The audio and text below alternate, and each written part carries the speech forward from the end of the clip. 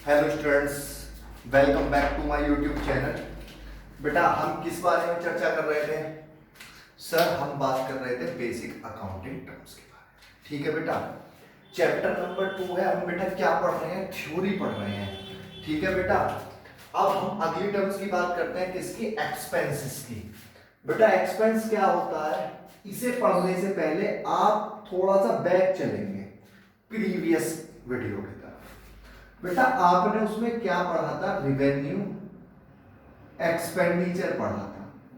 ठीक है बेटा, क्या होते हैं रिवेन्यू एक्सपेंडिचर? सर हम बताएं। हाँ बेटा, रिवेन्यू एक्सपेंडिचर वो एक्सपेंडिचर होते हैं जो मुझे उसी साल में बेनिफिट देते हैं, यानी कि मैंने खर्चा कर दिया या मैं करूंगा, लेकिन उसका बेनिफिट क्या मिलेगा? उस अकाउंटिंग पीरियड के लिए मिलेगा। जैसे बेटा आपने सैलरी पेड करी है, रेंट पेड करा है, ठीक है, ये सारी क्या होती है? आपके रिवेन्यू एक्सपेंडिचर। तो बेटा एक्सपेंस ही क्या कहलाते हैं? रिवेन्यू एक्सपेंडिचर कहलाते हैं। ठीक है बेटा, आया समझ में? रिवेन्यू एक्सपेंडिचर कह लीजिए या एक्सपेंस कह लीजिए। अब बात करते हैं बेटा, आइएगा, it is the cost incurred. Cost incurred करी है मैंने in producing goods and services. Goods को प्रोड्यूस करने के लिए मैंने क्या करी है बेटा? कॉस्ट, लागत लगाई है। एक बात बताइए बेटा, रिवेन्यू जनरेट करने के लिए, यानी कि इनकम कमाने के लिए, रिवेन्यू कमाने के लिए, पैसा कमाने के लिए मुझे क्या करना पड़ेगा? कुछ खर्चा करना पड़ेगा। वो क्या कहलाते हैं मेरे? एक्सपेंस कहलाते हैं। बेटा एक्सपेंस आपके क्या हो सकते हैं? सैलरी हो गई, आपने रेंट पेड करा है, आपने रॉ मटेरियल परचेज करा है। ठीक है बेटा, ये सारे क्या होते हैं? मेरे एक्सपेंसेस होते हैं। आया समझ में आप लोगों की? हाँ सर, हमारी समझ में आ गया। ठीक है बेटा, हम किसकी बात करने वाले हैं? हम बात करने वाले हैं इनकम की। इनकम क्या होती है? It is the amount of profit earn during an accounting period. जो मैंने प्रॉफिट कमाया किसके? एक अकाउंटिंग पीरियड के अंदर। बेटा इनकम और प्रॉफिट में दोनों में डिफरेंस होता है, ये ध्यान रखिएगा। It is different from revenue. ये बेटा किससे डिफरेंस होती है? रिवेन्यू से डिफरेंस होती है। मतलब रिवेन्यू प्रॉफिट, रिवेन्यू इनकम नहीं होता सर। रिवेन्यू क्या होता है बेटा? रिवेन्यू होता है amount receive from sale of goods and services. जो पैसा मुझे मिला किससे? जो मैंने अपने गुड्स को या फिर सर्विसेज को बेचकर क्या मिला? मुझे पैसा मिला। सपोज करिए बेटा मेरी किसकी स्टेशनरी की दुकान है, ठीक है, तो इन मार्कर को बेचकर जो मुझे पैसा मिला वो क्या कहलाएगा? मेरा रिवेन्यू कहलाएगा। ठीक है, अब मेरी बात ध्यान से सुनिएगा बेटा। एग्जांपल के तौर पर इनकम क्या होती है बेटा? इनकम बराबर रिवेन्यू माइनस एक्सपेंसेस।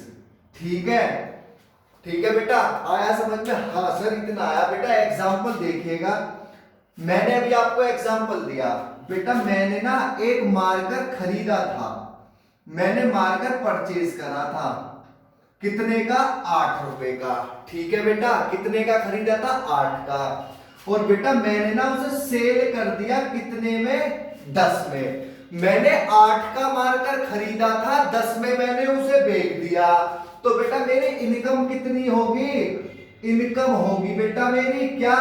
रिवेन्यू। बेटा रिवेन्यू कितना हुआ? Amount receive from sale of goods and services. मेरी स्टेशनरी की शॉप है, जो मैंने अपने गुड्स को बेचकर पैसा रिसीव कितना हो रहा है? सर हमें पैसा रिसीव हुआ 10 रुपए।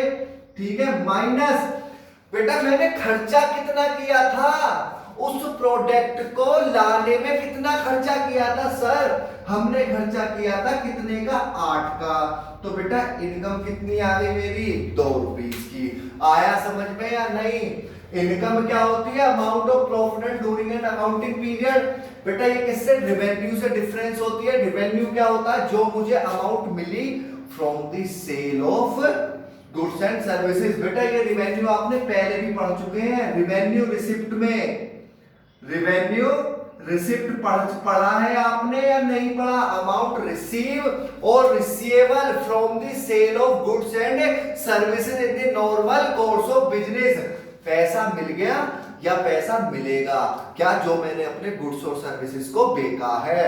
बेटा वही रेवेन्यू रिसिप्ट क्या कहलाती है, रेवेन्यू कहलाती है। ठीक है बेटा, एक्सपेंसेस माइनस कर दिए मैंने। एक्सपेंसेस क्या होता है, अमाउंट पेड और पेबल।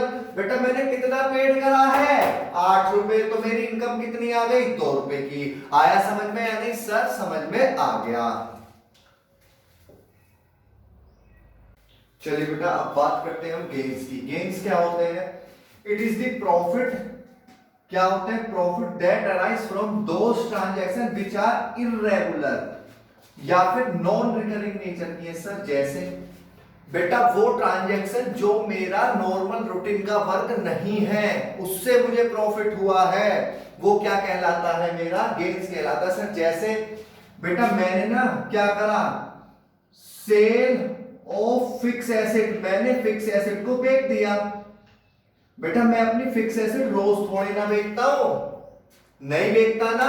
सपोज करिए मैंने अपनी फिक्स एसेट को बेचा है। फिक्स एसेट का मतलब क्या बेटा, मैंने ना अपनी मशीन को बेच दिया, मशीन को बेच दिया। बेटा उसकी कीमत कितनी थी, उसकी कीमत तो थी 1 लाख और मैंने बेचा कितने में, 1,50,000 में। बेटा 1 लाख वाली चीज को मैंने 1.5 लाख में बेच दिया, तो बेटा मेरा गेन कितना हुआ, गेन कितना हुआ, 50,000 का। ठीक है, इन्हें क्या कहते हैं, गेन। जो मेरे इर्रेगुलर नेचर के, या बेटा ऐसे समझ लीजिए फिक्स एसेट को बेचने पर जो प्रॉफिट होता है उन्हें क्या कहा जाएगा, मेरा गेन्स कहा जाएगा। जो मेरी नॉन रिकरिंग नेचर की एक्टिविटी होती है, जो मेरा रोजमर्रा का काम नहीं है, उन्हें बेचकर जो मुझे प्रॉफिट हो रहा है उसे क्या कहा जाता है, गेन कहा जाता है।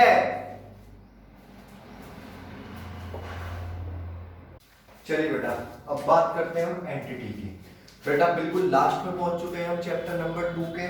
ठीक है, बिल्कुल ये कंप्लीट हो जाएगा आज की वीडियो में मेरा। बेटा entity, it refers to economic activity which engage in performing economic activities. वो यूनिट जो क्या कर रही है, इकोनॉमिक एक्टिविटीज परफॉर्म कर रही है, उन्हें क्या कहा जाता है, बेटा एंटिटी कहा जाता है। जैसे बेटा मारुति सुजुकी क्या बना रही है, बेटा कार बना रही है। टाटा मोटर्स क्या बना रही है, कार बना रही है। ठीक है, it may be sole proprietor. बेटा ये सोल प्रोप्राइटर भी हो सकती है। सोल प्रोप्राइटर का मतलब क्या होता है, जहां पर बेटा सिंगल ओनर होता है। जैसे बेटा आपने अपने पड़ोस में किसकी दुकान देखी होगी, किराना की दुकान देखी होगी, वो भी क्या कर रहा है, इकोनॉमिक एक्टिविटी परफॉर्म कर रहा है, तो उसे भी क्या कहा जाता है, एंटिटी कहा जाता है। पार्टनरशिप, पार्टनरशिप क्या होता है बेटा, जब 2 या 2 से अधिक लोग मिलकर क्या करते हैं, किसी काम को करते हैं, उसे क्या कहा जाता है, पार्टनरशिप। वो भी इकोनॉमिक एक्टिविटी परफॉर्म कर रहे हैं, उन्हें भी क्या कहा जाएगा, एंटिटी कहा जाएगा। कंपनी, बेटा जैसे रिलायंस क्या कर रही है, इकोनॉमिक एक्टिविटी परफॉर्म कर रही है, उसे भी क्या कहा जाएगा, एंटिटी कहा जाएगा। आया समझ में बेटा एंटिटी? हाँ सर, हाँ एंटिटी होती है सर वो जो इकोनॉमिक एक्टिविटीज को परफॉर्म करती है। शाबाश बेटा। बेटा नेक्स्ट क्या है, डेप्रिशिएशन। क्या है बेटा, डेप्रिशिएशन। सर ये क्या होता है बेटा, आप लोग फोन यूज करते हैं? हाँ सर हम लोग फोन यूज करते हैं। बेटा आपने सपोज करिए एक फोन खरीदा था, कितने का, 10,000 का। कितने का खरीदा था बेटा, 10,000 का फोन खरीदा था। ठीक है, अब 1 साल बाद, 1 ईयर आफ्टर, 1 साल बाद आपका वो फोन 10,000 का बेटा सेल हो जाएगा क्या? क्या उसकी वैल्यू अभी भी 10,000 रहेगी? नहीं सर बेटा, उसे क्या कहा जाता है, डेप्रिशिएशन कहा जाता है। यानी कि फिक्स एसेट की वैल्यू में क्या होना, फॉल होना, क्या कहलाता है, डेप्रिशिएशन कहलाता है। बेटा मैं एक मशीन खरीद कर लाया था 1 लाख रुपए की, क्या वो 1 साल बाद भी 1 लाख की ही रहेगी? नहीं सर, वो क्या होगी बेटा, डिक्रीज हो जाएगी उसकी वैल्यू। क्यों हो जाएगी बेटा? एक तो उसके यूज करने से, एक बेटा एफ्लक्स ऑफ टाइम, समय के साथ साथ, या फिर ऑब्सोलेंस यानी कि टेक्नोलॉजी में चेंज होने की वजह से। Depreciation fall in the value of fix asset due to its use. या तो बेटा आप यूज कर रहे हैं, आपने कार खरीदी है नई, ठीक है, आप उसका यूज कर रहे हैं, उसे ड्राइव कर रहे हैं, क्या 1 साल बाद वो बिक जाएगी? नहीं सर। एफ्लक्स ऑफ टाइम, बेटा आपने अपना फोन बिल्कुल भी यूज नहीं किया, आपने खरीदा और ऐसे ही रख दिया, ठीक है। क्या बेटा 1 साल बाद वो उतने का ही बिकेगा, चाहे आप यूज करें ना करें उसकी वैल्यू क्या होगी, डिक्रीज हो जाएगी। फ्लक्स ऑफ टाइम ऑब्सिलेंस, ऑब्सिलेंस का मतलब होता है बेटा टेक्नोलॉजी में चेंज होने की वजह से, ठीक है, जो आपकी कीमत में गिरावट आएगी उसे क्या कहा जाता है, डेप्रीशिएशन। क्लियर बेटा ये दोनों टर्म्स? हाँ सर, हाँ सर। एंटिटी तो होती है, वो क्या करती है, जो इकोनॉमिक एक्टिविटी परफॉर्म कर रही है, वो इकोनॉमिक यूनिट जो एक्टिविटी परफॉर्म कर रहे हैं उन्हें क्या कहा जाता है, एंटिटी कहा जाता है। डेप्रिसिएशन क्या होता है सर, हमारी जो फिक्स एसेट की वैल्यू में गिरावट आती है यूज करने की वजह से या समय के साथ या टेक्नोलॉजी चेंज होने की वजह से।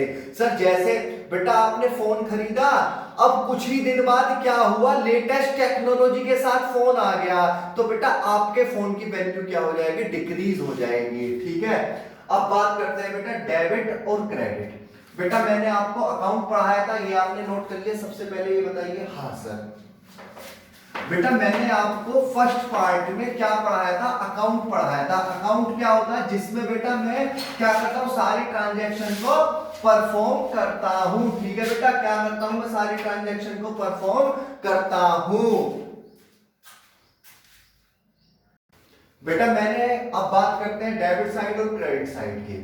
बेटा मैंने इससे पहले हम पार्ट नंबर 1 की बात करते हैं, बेसिक अकाउंटिंग टर्म्स। मैंने वहां पर आपको क्या पढ़ाया था, एक अकाउंट पढ़ाया था।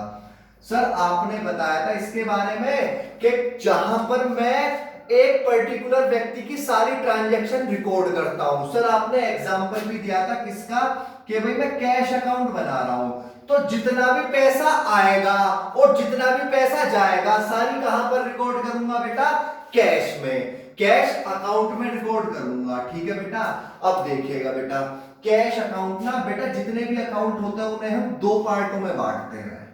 ठीक है बेटा, किसमें बांटते हैं, 2 पार्टों में बांटते हैं। एक ये हो गया मेरा, एक ये हो गया। बेटा ये कौन सी वाली साइड है सर, ये लेफ्ट हैंड साइड है। बेटा इसे क्या कहा जाता है, डेबिट, और इसे क्या कहा जाएगा, क्रेडिट। आया समझ में बेटा या नहीं? डेबिट क्या होता है, left hand side of account. Account की लेफ्ट हैंड साइड क्या कहलाती है, डेबिट, और राइट हैंड साइड क्या कहलाएगी बेटा, उसकी क्रेडिट कहलाएगी। आया समझ में या नहीं? इधर मैं क्या करूंगा, डेबिट लेफ्ट हैंड साइड कहलाएगी और क्रेडिट क्या कहलाती है, लेफ्ट राइट हैंड साइड। आया बेटा समझ में? सर हम इसके बारे में डिटेल में कब पढ़ेंगे बेटा, जब आप अकाउंट्स बनाएंगे ना, तब आप इनके बारे में डिटेल में भी पढ़ेंगे। चलिएगा बेटा, लास्ट टर्म क्या आती है बेटा आपकी, बैलेंस शीट। क्या आती है बेटा, बैलेंस शीट। बैलेंस शीट क्या होती है बेटा, मैं आपको चैप्टर 1 में भी बता चुका हूं, जो मेरी फाइनेंशियल पोजीशन को बताती है एक फिक्स डेट में, कि मेरे पास कितनी एसेट है, मेरे पास कितनी लायबिलिटीज है, उसे क्या कहा जाता है, बैलेंस शीट कहा जाता है। In the statement of financial position क्या बताती है, मेरी फाइनेंशियल पोजीशन बताती है, और जिसमें क्या क्या होता है बेटा, एसेट होती है, लायबिलिटीज होती है, रिजर्व होते हैं। बेटा देखिए कैसे बनती है ये। ठीक है बेटा, ये वाली साइड तो इसकी कहलाती है लायबिलिटीज साइड, ये वाली साइड कहलाती है मेरी एसेट साइड। ठीक है बेटा, अब एसेट साइड में क्या आएगा मेरा बेटा, कैश आ गया, डेटर आ गया, मशीनरी आ गई, जितनी भी एसेट होती है वो कहां पर आएंगी बेटा, इधर की तरफ आती है। और जितनी भी मेरी लायबिलिटी, कैपिटल हो गई बेटा मेरी, ठीक है, लायबिलिटीज हो गई, मेरे रिजर्व हो गए। सर ये रिजर्व क्या होता है बेटा, प्रॉफिट का वो पार्ट जिसे मैं फ्यूचर के लिए उठाकर रख देता हूं, वो क्या कहलाता है, रिजर्व। और बेटा अगर आपका क्वेश्चन सही है या गलत है वो आपको यहीं से ही पता चल जाएगा। अगर आपकी बैलेंस शीट की दोनों साइड का आंसर सेम आता है तो बेटा आप समझ लीजिएगा क्या, कि आपका क्वेश्चन सही है। ठीक है बेटा, अगर आपकी दोनों साइड कितना आ रहा है बेटा, 20, 30, 40, 60, 1 लाख, 80, 50, 95, 1 लाख, यानी कि मेरे दोनों साइड का टोटल सही आ रहा है, तो मेरा क्वेश्चन बिल्कुल सही है। आया समझ में बेटा? बैलेंस शीट क्या होता है, फाइनेंशियल पोजीशन को बताती है। फाइनेंशियल पोजीशन का मतलब क्या होता है, मेरे पास आज के टाइम में मेरी एसेट कितनी है, एसेट में करंट एसेट कितनी है, फिक्स एसेट कितनी है, मेरे पास लायबिलिटी कितनी है यानी कि कैपिटल कितना लगा हुआ है, मैंने बाहर के लोगों से कितना पैसा ले रखा है, और मेरा रिजर्व कितना, मैंने प्रॉफिट कितना उठाकर रखा हुआ है। क्लियर बेटा? हाँ सर हाँ। चलिए बेटा बात करते हैं बुक्स ऑफ अकाउंट की। सर ये बुक्स ऑफ अकाउंट क्या होता है? बेटा बुक्स ऑफ अकाउंट अकाउंट की किताबें जहां पर हर बिजनेस ट्रांजैक्शन को रिकॉर्ड किया जाता है, वो अकाउंट की किताबें जहां पर वो रजिस्टर जहां पर मैं अकाउंट्स की हर एक फाइनेंशियल ट्रांजैक्शन को रिकॉर्ड करता हूं, वही क्या कहलाती है बेटा? मेरी बुक्स ऑफ अकाउंट। जैसे बेटा मैंने आपको चैप्टर 1 में बताया था जर्नल, लेजर, बेटा उसके साथ में बहुत सारी बुक्स और होती है मेरी, purchase book, sales book, cash book, purchase return, sales return, BR book, BP book. Sir ये क्या होती है बेटा? इन्हें ना हम बाद में चैप्टर वाइज डिटेल में पढ़ेंगे। फिलहाल आप कितना समझेंगे बुक्स ऑफ अकाउंट का मतलब क्या हुआ? सर बुक्स ऑफ अकाउंट का मतलब हुआ अकाउंट्स की किताबें जहां पर हम अकाउंट की फाइनेंशियल ट्रांजैक्शन को रिकॉर्ड करते हैं। शाबाश बेटा। It refers to books in which all the financial transaction, सारी financial transaction are recorded from an accounting period, जहां पर बेटा रिकॉर्ड करी जाती है एक अकाउंटिंग पीरियड की। ठीक है?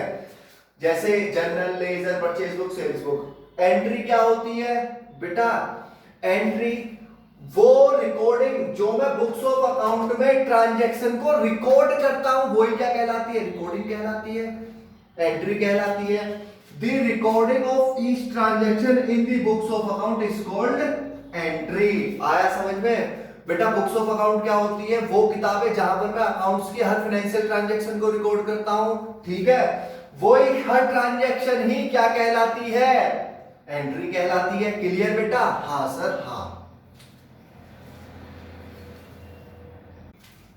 चलिए बेटा अब बात करते हैं किसकी? वाउचर्स की। किसकी? Voucher. It is a written document. क्या होता है बेटा? Written document prepared by the accountant. कौन बनाता है? अकाउंटेंट। Providing the evidence. बेटा एविडेंस का मतलब क्या होता है? सबूत ऑफ बिजनेस ट्रांजैक्शन, कि भाई ये बिजनेस ट्रांजैक्शन हुई है, उसका क्या रिकॉर्ड क्या कहलाता है बेटा? वाउचर कहलाता है। जैसे बेटा आपने स्कूल में फीस जमा करी होगी। हाँ सर। स्कूल में क्या करी है आपने बेटा? फीस डिपॉजिट करी है, तो आपको वो क्या देते हैं? एक फीस स्लिप देते हैं। देते हैं या नहीं देते? हाँ सर हाँ। तो बेटा वही क्या कहलाती है? आपका वाउचर। वही क्या कहलाता है? वाउचर, यानी कि एविडेंस। हाँ आपने फीस डिपॉजिट कर दी, उसके बदले उन्होंने क्या नहीं किया? आपको एक एविडेंस दे दिया कि भाई ये रहा आपका एविडेंस, आपने फीस डिपॉजिट जमा कर दी। अगर आपसे वो कहते हैं कि भाई आपने फीस जमा नहीं करी, तो आप क्या कहेंगे? सर मैं कल को लाकर ना आपको फीस स्लिप दिखा दूंगा अपनी। ठीक है? एविडेंस हो गया। बेटा आप बैंक में पैसा जमा करने जाते हैं। हाँ सर हाँ, हम बैंक में पैसा जमा करने जाते हैं। तो बेटा जब आप बैंक में पैसा जमा करते हैं तो एक स्लिप भरते हैं, पे इन स्लिप। भरते हैं नहीं भरते? हाँ सर। उसका एक पार्ट तो बैंक वाला रख लेता है, एक पार्ट आपको दे देता है। हाँ पता है बेटा, एक पार्ट अपने पास रख लेता है, एक पार्ट आपको देता है। अगर आपके बैंक अकाउंट पर ट्रांसफर नहीं हुए तो आप क्या कहते हैं कि सर मैंने ये पैसा डिपॉजिट करा था। ठीक है? ये मैंने पैसा डिपॉजिट करा था जो अभी तक मेरे बैंक में ट्रांसफर, मेरे अकाउंट में ट्रांसफर नहीं हो पाया है। तो ये क्या होगा? एविडेंस। तो बेटा वो रिटन डॉक्यूमेंट, ठीक है, जो क्या होता है? बिजनेस ट्रांजैक्शन का एविडेंस होता है। आपने माल खरीदा तो मैंने क्या दिया होगा? लिख कर दिया होगा इतने का माल खरीदा। ठीक है? आपने माल सेल करा तो भाई इतने का मैंने माल सेल करा। Written document evidence, business transaction का एविडेंस। आया समझ में बेटा? अलाउंसेस। क्या बेटा? अलाउंसेस। डिस्काउंट पढ़ा? हाँ सर हाँ। बेटा ये क्या है? अलाउंसेस। सपोज करिए बेटा मेरी स्टेशनरी की शॉप है, ये क्या है? मार्कर है। मैं क्या देख रहा हूं? मार्कर देख रहा हूं। बेटा इसमें ना हल्का सा डिफेक्ट है। पहले दोबारा सुनिएगा, मैं ना 10 रुपए का मार्कर बेचता हूं, लेकिन ना बेटा इसमें हल्का सा डिफेक्ट है, यहां से हल्का सा टूट रहा है। तो मैंने क्या करा भाई? 10 की जगह तुम 8 दे दो, यानी कि मैंने कुछ रिडक्शन दे दी। किस वजह से दे दी? क्योंकि मेरे इसमें कुछ डिफेक्ट है। प्रोडक्ट में डिफेक्ट होने की वजह से जो कंज्यूमर को क्या दी जाती है, रिडक्शन दी जाती है, उसे क्या कहा जाता है, अलाउंसेस कहा जाता है। ठीक है बेटा, if some reduction in sales price is given to a customer due to some minor defect, किसी डिफेक्ट के कारण इज कॉल्ड अलाउंसेस। बेटा आपने क्या करा, आप एक एलईडी खरीदने गए, वो आपसे क्या कहता है, सर ये आपका 10,000 रुपए का है, लेकिन अगर आप ये वाला लेंगे ना तो ये आपको 8 का पड़ेगा। बेटा कंपनी सेम है, सब चीजें सेम है, लेकिन बस क्या है, उसमें हल्का सा डिफेक्ट है, उस डिफेक्ट के कारण जो उसके रेट में कम कर दिया, जो आपको छूट दे दी, वो क्या कहलाती है, अलाउंसेस कहलाती है।